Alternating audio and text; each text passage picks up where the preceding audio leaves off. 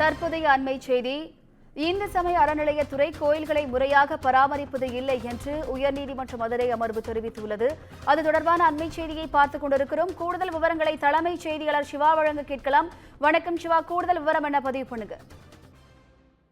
வினிதா, ராமநாதபுரம் ராமநாத சுவாமி கோவிலுடைய குருக்கள் மற்றும் அலுவலர் பணியிடங்களை நிரப்ப உத்தரவிடக் கோரி தாக்கல் செய்யப்பட்டிருந்த மனுவில் ராமநாத சுவாமி கோயிலுக்கு அனுமதிக்கப்பட்ட குருக்கள், அலுவலர்கள் மற்றும் பணியாளர்களுடைய எண்ணிக்கை குறித்து நீதிபதிகள் கேள்வி எழுப்புவது மட்டுமல்லாமல் இதுவரை எத்தனை பேர் பணியமர்த்தப்பட்டிருக்கிறார்கள், கோவில் ஆண்டு வருமானம் எவ்வளவு, ஊதியம் மற்றும் பராமரிப்பு போக மீதம் இருக்கக்கூடிய தொகை உள்ளிட்டவைகள் எல்லாம் எவ்வளவு என்பது தொடர்பாக அறிக்கை தாக்கல் செய்ய வேண்டும் என்று இந்து சமய அறநிலையத்துறையினுடைய ஆணையருக்கு உயர்நீதிமன்ற மதுரை கிளை தற்போது ஒரு உத்தரவை பிறப்பித்திருக்கிறது. குறிப்பாக ராமேஸ்வரம் ராமநாத சுவாமி கோயில் மிகவும் ஒரு பழமையான கோயில் என்றும் இந்த கோயிலுடைய கணக்குகள் முறையாக பராமரிக்கப்படுவதில்லை, குருக்களுடைய நியமனம் போன்றவை எல்லாம் இல்லை என்பது தொடர்பாக வழக்கறிஞர் யானை ராஜேந்திரன் உயர்நீதிமன்ற மதுரை கிளை அமர்வுல ஒரு பொதுநல வழக்கை தாக்கல் செய்திருந்தார். அந்த பொதுநல வழக்கில் அவர் குறிப்பிட்டிருப்பது, விதிப்படி இந்த ராமநாதபுரம் ராமேஸ்வர கோயில்ல 12 குருக்களும் 19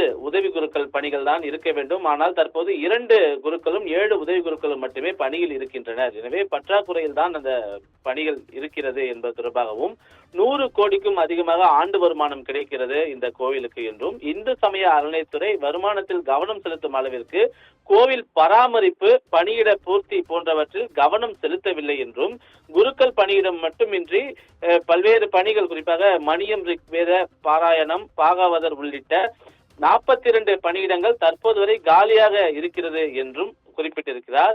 எனவே ராமநாத சுவாமி திருக்கோயிலுடைய பணியிடங்களை நிரப்பி பூஜைகள் உள்ளிட்டவற்றை முறையாக நடைபெறுவதை உறுதிப்படுத்தி உத்தரவிட வேண்டும் என்று இந்த வழக்கினுடைய மனுவில் அவர் குறிப்பிட்டிருந்தார். இந்த வழக்கை விசாரித்த நீதிபதிகள் சுப்பிரமணியன் மற்றும் விக்டோரியா கௌரி ஆகியோர் கொண்ட அமர்வு இந்து சமய அறநிலையத்துறை கோயில்களை முறையாக பராமரிப்பது இல்லை என்ற ஒரு கடுமையான ஒரு குற்றச்சாட்டை நீதிபதிகள் முன்வைத்திருக்கிறார்கள். அது மட்டுமில்லாமல் வசூல் ராஜா MBBS வேலை மட்டுமே கோயில்களில் நடைபெற்றுக் கொண்டிருக்கிறது என்பதையும் தங்களுடைய காட்டமான கருத்தாக அவர் தெரிவித்திருக்கிறார்கள்.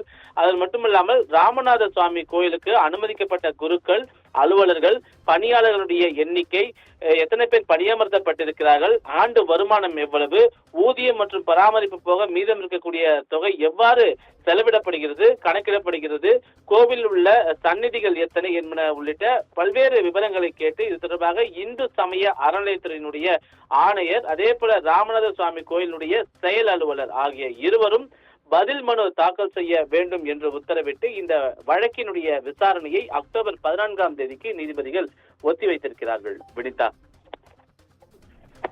கூடுதல் விவரங்களுக்கு நன்றி சிவா.